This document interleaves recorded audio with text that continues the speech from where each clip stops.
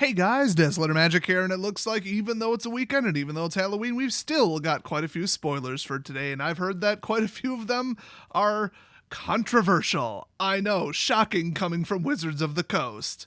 So first up, we've got sealant eruption, maybe? Look at all them crazy sounding words down there. Oh my gosh, I'm bringing up the English one. All right, so choose any number of target creatures, planeswalkers, and or players. For each of them, exile the top card of your library. Then Soulfire Eruption deals damage to the target equal to the converted mana cost of that card.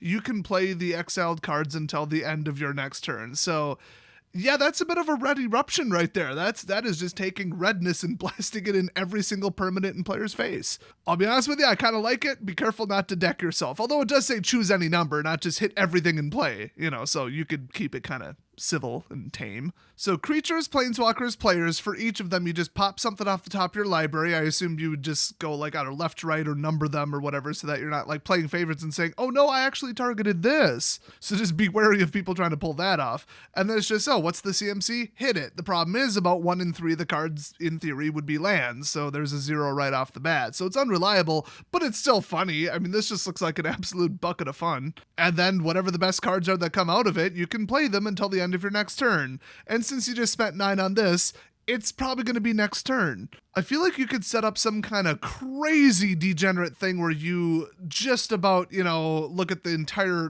top half or majority of your deck. And then you're going for like a couple spells that kind of ramp together. And then you'd have infinite mana and cast your entire deck at everybody who's playing. But I don't know, it'd be kind of hard to set up. You'd still need to get to 9. So it's not like, some game ending. Well, it's literally game ending, but it's not a format rooting combo. Hell, I'd almost like to see somebody pull it off. So next up, we got Nostro. Stimma der Felsen. So that's apparently Nostro, voice of the Craigs. So if your name is Craig, I guess this is your spokesperson. And it's a 3-color, unfortunately, one of the most toxic color combinations in the game, but, thanks Jeskai Guild. 3/3 for 4, legendary creature Chimera. If you say Chimera, I am going to slap you. You clearly do not know that H's were silent in most of Old English, which is where the word comes from. And then if you tap it, choose 1. X is equal to the number of spells you cast this turn. And then the choose 1 modes are Scry X, or it deals X damage to target creature, or you gain X life. Hey, it's like one's blue and one's red and one's white. Imagine that. It's like some kind of 3-headed chimera-like creature. I would even describe it as chimeric. So, spells you cast this turn, you don't have to pay for this ability, so, that's kind of cool, but I don't know. If you're building, a Storm deck around this, just stop. Everybody hates Storm. Can you just not be that guy? At least downgrade to, oh, I'm that guy with an all-flying deck. Ha ha ha. There's always that one guy. So next up, it's Armix Filigree Thrasher. It's a 3/2 legendary artifact creature golem for 3, and whenever it attacks, you may discard a card. When you do, target creature defending player controls gets -X until end of turn, where X is the number of artifacts you control, plus the number of artifact cards in your graveyard. And I believe this was teased by Mark Rosewater's little half-truth teaser thing that he always puts out, and it sounded awesome to me. One's in play and in the graveyard. It's like a little backup plan in case they board wiped or blew up a bunch of them or something. I like that. I don't like, people destroying all my stuff and that being an absolute death sentence. It's like, no, you just powered up one of my cards. Let's go. Also, this could be a commander. Also, it has partner. So it's only like a partial, maybe inconsistent, takes a while to get going killer that's not even that good for 3. But, you can have a really, really strong partner commander than just a really, really weak one. The problem is, most individual commanders are better than any single one with partner printed on it. So I don't know if you could realistically pull that off, but I could see somebody playing this. They only printed it at uncommon. I don't think they intended this to be the new star commander. Next up, Staunch Throne Guard. It's a 5-cost 2/5 artifact creature construct with vigilance, and when it enters the battlefield, you become the monarch. Or as I like to call it, the new number 1 target of every single player playing the game. Until you get hit once and then lose any semblance of any kind of advantage, and you literally gave it to somebody else after making yourself the target. People are like, stop ranking on Monarch so much. It's not that bad. It is that bad. Don't play it. It's terrible. Next up, Bitter Revelation. It's a 4-cost sorcery. Look at the top 4 cards of your library. Put 2 of them in your hand and the rest into your graveyard. You lose 2 life. It's a little bit better than Read the Bones, but it's also a little bit more mana. So, yeah, I'd just play Read the Bones. Next up, a little reprint here, Perilous Mirror. It's a 1/1 for 2, but when it dies, it deals 2 damage to any target. It's a little self-destructing chump blocker. That's always a classic. I don't know if that's quite the power level of Commander, but it's a fun little trick. I love doing stuff like that at like sealed events. So next up, Armillary Sphere. It's a 2-cost artifact, and you can pay 2 and tap it, sack it, and then search your library for up to 2 basic land cards, reveal them, and put them in your hand, then shuffle your library. So unlike Cultivate, you can split it between turns 2 and 2 if you're absolutely critically short on mana, which really shouldn't happen in Commander, but you never know. The mana screw comes for everybody at some point. This doesn't drop one of the lands into play, bypassing the land into play playable limit thing for the turn, though, so I don't know. It's colorless. It enables multiple people to do something similar. I mean, people play it. Next up, we got Armored Sky Hunter. It's a cat knight riding what appears to be a pterodactyl, because why not? It's a 3/3 for 4 flying, and when Armored Sky Hunter attacks, look at the top 6 cards of your library. You may put an aura or equipment card from among them onto the battlefield. If an equipment was put onto the battlefield this way, you may attach it to a creature you control. Shouldn't it say equip it to a creature you control, not attach it? I thought attach is what you do to auras. I'm not sure that was worded correctly. I don't know, probably was. Then put the rest of those cards on the bottom of your library in a random order. Now you might be thinking, I feel like they forgot something here, but it says you may put it into play, which with equipment would just be, okay, it's in play now. And aura, when it enters play without a target, you get to just pick a target. That's just how the game rules work.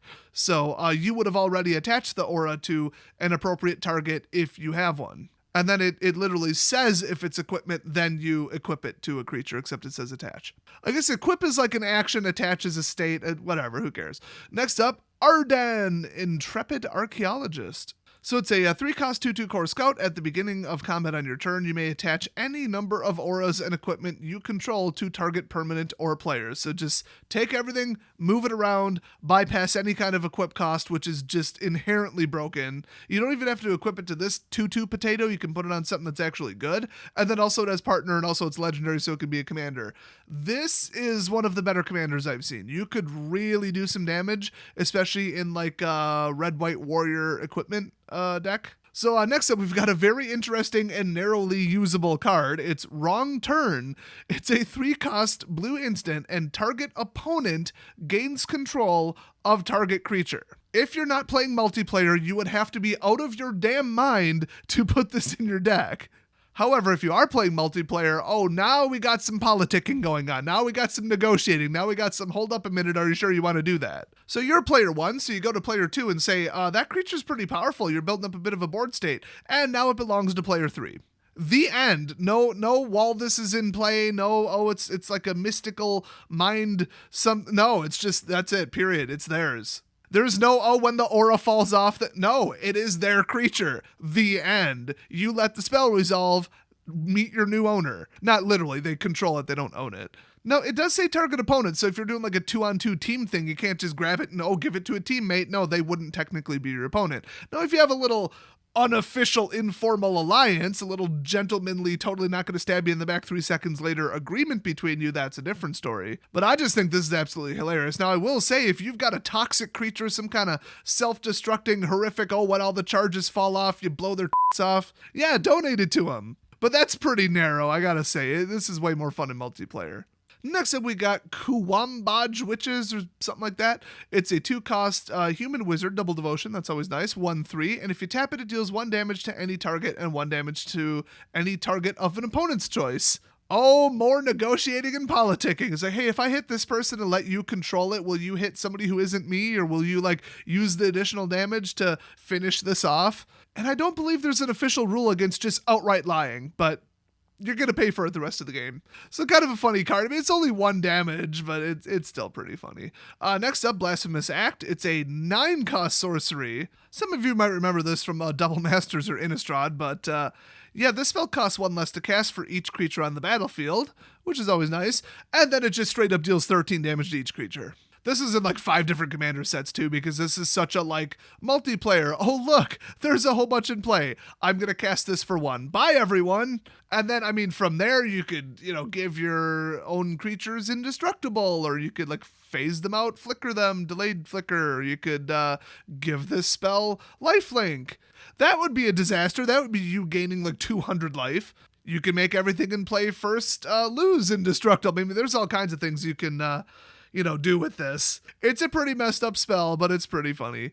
Next up, we got Obeka, Brute Chronologist. So this is a 3-color ogre wizard, and you can tap it, and then the player whose turn it is may end the turn. So that is at their option. That means anything on the stack, ability card, anything, exiled, gone. So I guess this is if you want to save an ally, save yourself. I mean, it could be your own turn. You could save an opponent and hopefully get some little brownie points for later. And I gotta say, I almost wish they would have given this partner, because as a commander, it's super situational and might come up a couple times per game. Other than that, who cares? It doesn't actually do anything. But if it was partner plus, that combination of colors, boy, you could get some stuff together. I mean, that would be really wild. So that's kind of a shame. But yeah, I mean, the option just be like, oh, I don't like what you just did. I don't like you kicking them out of the game with, a kill spell, or a spell that would finish them off. End turn. For 0 mana. I mean, it's like, this thing is going to be a lightning rod, but if you made it your commander, I mean, you could bring it up for 4, then 6, then 8. I mean, that's pretty reasonable. And honestly, how are they going to destroy this thing? You'd almost have to already have it tapped, because what if they target it, you just end the turn. Oh, having this level of power over a multiplayer game would be some funny shit. You guys need to put this in your deck if you can match the colors. I mean, this is just too funny. There's some wacky ass fun cards in this group. I gotta say, they saved the best ones for Halloween for sure. So next up, Court of Bounty. So far these courts have been terrible. So it's a 4-cost green enchantment, and when it enters the battlefield, you become the monarch. That's how they all work. And then at the beginning of your upkeep, you may put a land card from your hand onto the battlefield if you're the monarch. Instead, put a creature or land card from your hand onto the battlefield. It's like these court cards are competing to see who can just get the biggest neon sign with a bullseye saying, attack me, I'm going to absolutely run away with this game. Right here, this is your target. And just hold it up in front of yourself and wave it in people's faces. Hi, I'm the monarch and I can free cast anything from my hand at any time for the rest of the game. And all you have to do to end it is to hit me once. Everything, okay? Every creature, every player, every single thing in the game is now going to attempt to hit your stupid ass after you played this stupid fucking card. I guess maybe not if your hand is empty, but you can still top deck something. I mean, this is just utterly just idiotic. I get it, it's powerful. But in a multiplayer game, let's say there's 6 people playing, do you really think you can take your little free 1 creature per turn and fend off 5 people? No, you can't. You would have to be absolutely devoid of any kind of Magic the Gathering multiplayer strategy or common sense to put this card in your deck and play it. You would honestly have to be out of your damn mind. I guess if 4 people got eliminated and now it's 1 versus 1, sure, play the damn card. They're going to attack you anyway. That's actually pretty broken. So if you don't play Commander, yeah, throw this in. But honestly, that goes for any Monarch card. If you're playing 1 versus 1, throw it in. I mean, what are they going to attack somebody else? But most people don't do that. So, yeah, don't play this card. And now before the next spoiler, an awesome word from our latest sponsor. I think you're going to like this one. The newest sponsor for the channel is Grey Viking Games, and as you can see, they sell pretty much nothing but arena codes. So check this out. They got pre-release kit codes. They've got entire, Planeswalker deck codes and other assorted decks. They've got the Secret Lair sleeve codes. And boy, did I have fun on eBay trying to buy codes. Bought 3, 2 to give away, 1 to use. Didn't work. Had to message them 5 times, report them to eBay. They offered a partial refund. I'm like, oh, the codes entirely don't work. So this guy, he seems pretty cool. The one running it, his initial contact email was pretty great. Seems like a wonderful dude. And I've heard nothing but good things about their company. So if you need some arena codes, use my link down in the description. It's a referral link, so make sure you use that. And really, what more is there to say? I mean, they sell arena codes. If you want them, go buy them. So back to the video. Next up, okay, here we go. Here we go. This is the one right here. Apex Devastator. It costs 10. It's a 10/10. It's a Chimera Hydra because of course it is. Cascade, Cascade, Cascade, Cascade. So just drop this into play. The next 4 things that are less than 10. Welcome to the battlefield. This is a little OP. I'll be the first to line up into the this is OP camp. This is probably the biggest creature in your deck as far as CMC goes. I mean, maybe not, and there's some X spells and it's green, so yeah, you never know, but it's getting there. I mean, you're probably playing Ghalta too, let's be honest, but this thing, I mean, what were they thinking? What the hell were they thinking? They're just printing new staples that you now have to run, that you have to buy, which they thought that by saying literally the polar opposite of that, by just telling you that's not what we intended to do, and then proceeding to do that Gavin was going to convince anybody that that was true. But then you look at this card and you're like, that appears to be bullshit. If you're running a green commander deck and you think you can get to 10, which if you don't think that you're running the wrong type of green commander deck, you now have to run this. This is mandatory. This is now a mandatory card. You now have to go find something in your deck, toss it out, and put this in instead. You could be running Elf Tribal and just be like, well, I mean, honestly, a lot of Elf decks create a lot of mana. All right, quad Cascade. Let's go. So yeah, just disgusting power creep, absolute just money grab. They put it at Mythic. It's so telling. It's so obvious. You wizards. Next up, Animosidad Arcana. It's actually Ancient Animus, obviously, and it's a 2-cost instant. Put a 1/1 counter on target creature you control. If it's legendary, then it fights target creature an opponent controls. Or you could just run any other force fight or pseudo force fight that's better than this, like Rabid Bite. I mean, honestly, with so many like fake force fights where it's just deal damage equal to your power and then there's no chance they can hit you back. Like, why would anyone running an Eternal format run like a true force fight? It doesn't make sense. And then you only get the counter if it's legendary. It's like, no, there are so many better cards than this. I mean, they just put this in here for draft reasons so that green has some removal. So next up, we got Anara Familiar Lobida. Anyway, it's a 4/4 for 4, and it's a legendary creature wolf beast with partner, so there you go. And during your turn, commanders you control are indestructible. I mean, sure, might as well swing with it, might as well get some mileage out of it. If your whole goal, which, I mean, in green, it very well could be, is to win the game with commander damage, making your commander indestructible during basically all of your combat phases, that's one way to do it. And, you know, more power to you if you got like 10 ambush spells in your deck where at any time you could just, oh, by the way, +4/+4 and trample, what's up? So yeah, this thing's pretty tasty. I like that. That's just like a nice card that does nice things without being overpowered. Don't you wish more of the cards in this set were like that? Next up, we got Ravos Soul Tender. He's a 5-cost 2/2 human cleric, mythic. Ooh, this is gonna be good. Flying, other creatures you control get +1/+1, so a universal lord card. I guess you couldn't even really call that a lord card then. But at the beginning of your upkeep, you may return target creature card from your graveyard to your hand, and then partner. So just endless looping of everything, but you do have to actually pay for the creature a second time. But when it dies again, you don't exile it. So I think them making this a 2/2, making it cost 5, and making it mythic is pretty telling about the power level. Do not underestimate this card. It is batshit crazy. The ability to just loop something over and over and over. I mean, you have the black creatures where they enter the battlefield and then, oh, each player sacrifices something. So you choose the guy that caused it. They choose one of their, indestructible hexproof creatures. And then it's in the graveyard. Oh, wait. Beginning of my upkeep, he's back. Unlimited sacrifice-based kill. I mean, you guys have seen how toxic Lurrus decks can be, and those put a hard mana restriction of 2 on the summoning. So expand that to like every card ever printed in those colors, and then just think, oh, I can loop it endlessly once per turn. Yeah, you can do some stuff with this guy. So this actually is a reprint, and he is currently sitting at, from Commander 2016, the only time he was printed, $23. Because this guy is nuts. I mean, he would be worth building a deck around just by himself, but then he has open-ended partner. That is no joke. And honestly, I'm kind of glad they reprinted this because it was getting kind of expensive. So next up, we got Wild Celebrants. It's a 5/3 for 5 satyr. I think I said it right this time. I keep saying it wrong. And when it enters battlefield, you may destroy target artifact. There are way cheaper ways to do this. Unless you're literally running Satyr Tribal, I would not bother with this. In fact, I think there's a cheaper card that does this with the word Celebrants in the title, if I'm not mistaken. Too lazy to check, but damn. But I mean, when you see a card like this, where you're like, this is like a 10th tier version of this card, they just threw it in for draft, and then they put it at 5 because they thought it would be, a little bit more fair and balanced. So next up, Rootweaver Druid. Bit of an unusual one here. So it's a 3-cost 2/1 elf druid, and when it enters the battlefield, each opponent may search their library for up to 3 basic land cards. They each put one of those cards onto the battlefield tapped under your control, and the rest onto the battlefield tapped under their control. Then each player who searched their library this way shuffles it. I guess that's one way to get the game going. Now let's say you're playing 6, 7, or 8 person multiplayer. Keep in mind it does say may. I feel like this would be 10 times more hilarious if it was mandatory. So they'd be all like, 2 free lands? Yes, please. That's basically a free mana rock, basically, a free soul ring. But like, better, because it can handpick the color. And, all they got to do to get 2 lands is give you one of them.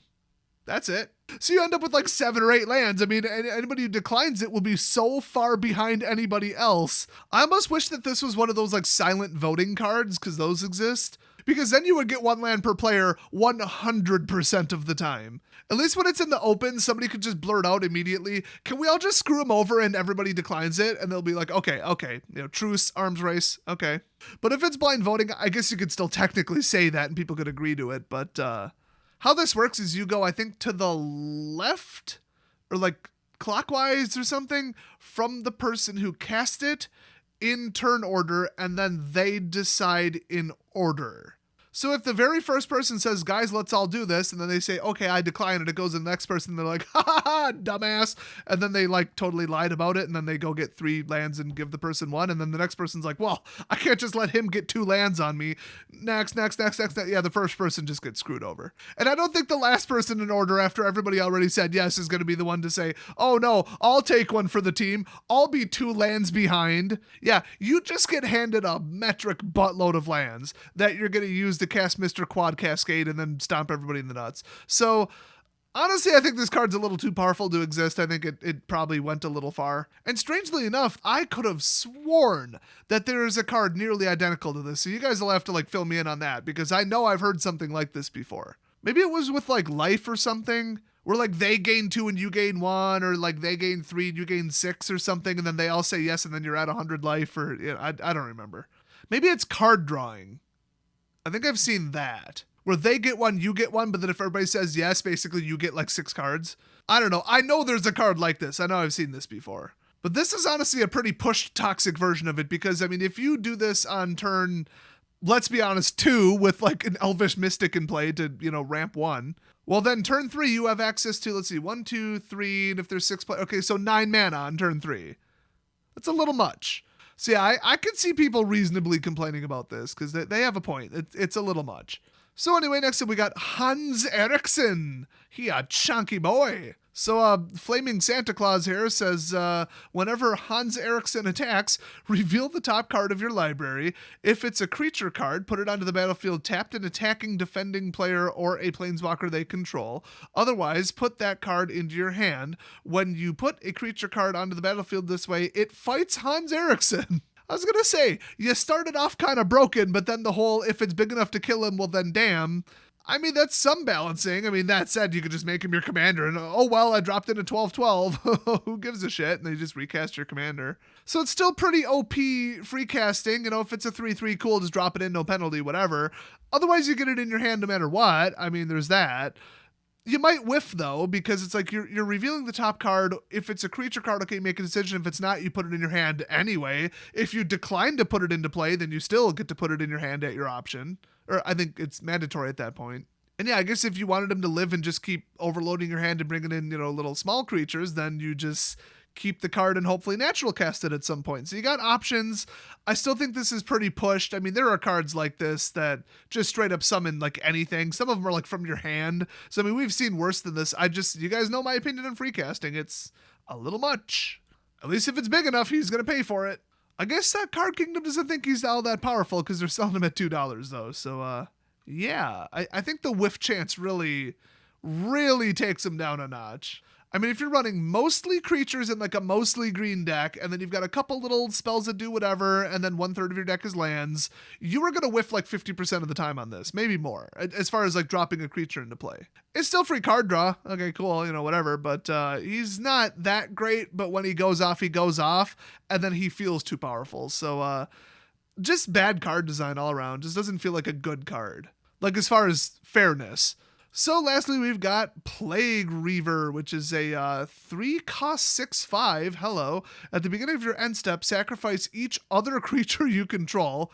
That's fairly harsh. And then discard 2 cards, sacrifice Plague Reaver, choose target opponent, return Plague Reaver to the battlefield under that player's control at the beginning of the next upkeep. And then keep in mind, they can then do that.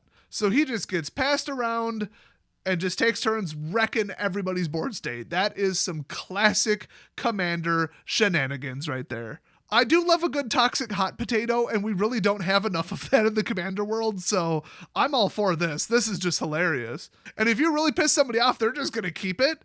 Unless you've got a ton of creatures, then they're going to send it right back. And they're going to launch a 6/5 at you every turn from now until hell freezes over. And that is funny as shit to me. And then you could honestly just like blow it up or something. I mean, there's so many shenanigans you can do with this. They probably should have called this Beast of Shenanigans or something, but I guess that's too on the nose. And it's like end step. I mean, you're going to affect them before they can honestly do anything about this in all likelihood. So they're going to start their next turn with him and nothing else.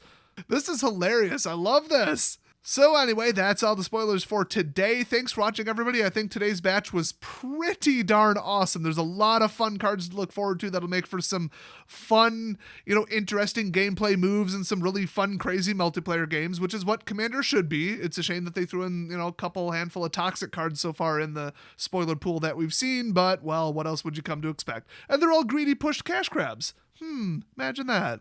You can tell that they know something's up when they feel the need to, on day one or ahead of time, defend the card on social media, which is what they're trying to do to Jeweled Lotus.